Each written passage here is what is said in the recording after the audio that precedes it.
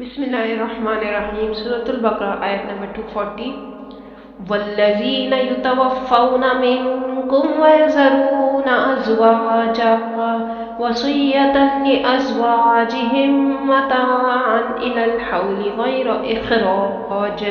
فإن خرجن فلا جناح علیکم فیما فعلن فی انفسہن من معروف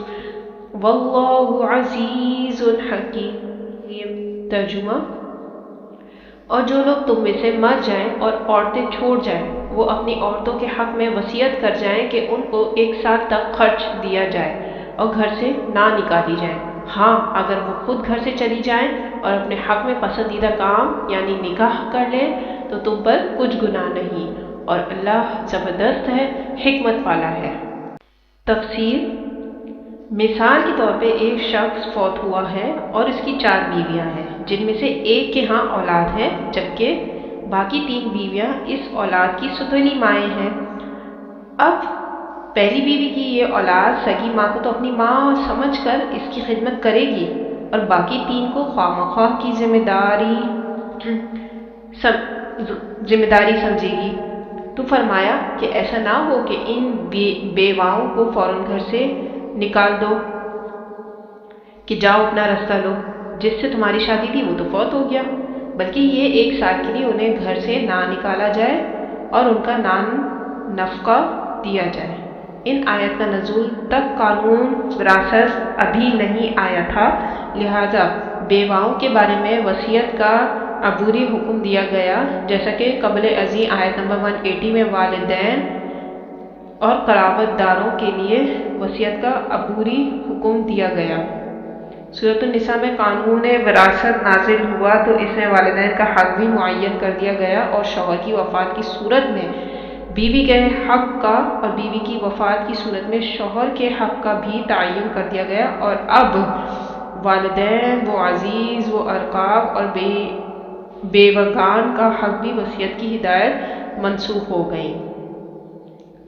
اگر کوئی عورت عدت گزارنے کے بعد دوسری شادی کر کے کہیں بسنا چاہے تو تم اس سے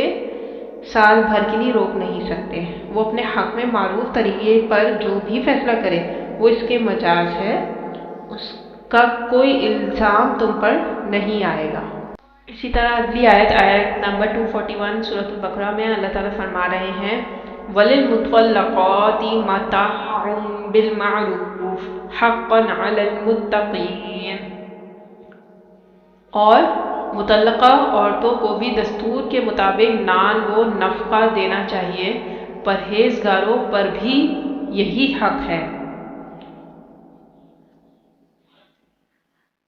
واضح رہے کہ یہ ہدایت عدت کے وقت تک کے لیے ہے، اس کے بعد نہیں۔ اسی معاملے میں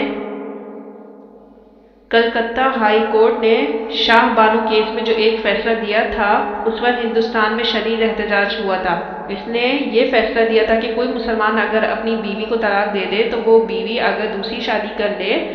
تب تو بات دوسری ہے، ورنہ جب تک وہ زندہ رہے گی اس کا نان و نفقہ طلاق دینے والے کے ذمہ رہے گا۔ اس پر بھارت کے مسلمانوں نے کہا کہ یہ ہماری شریعت میں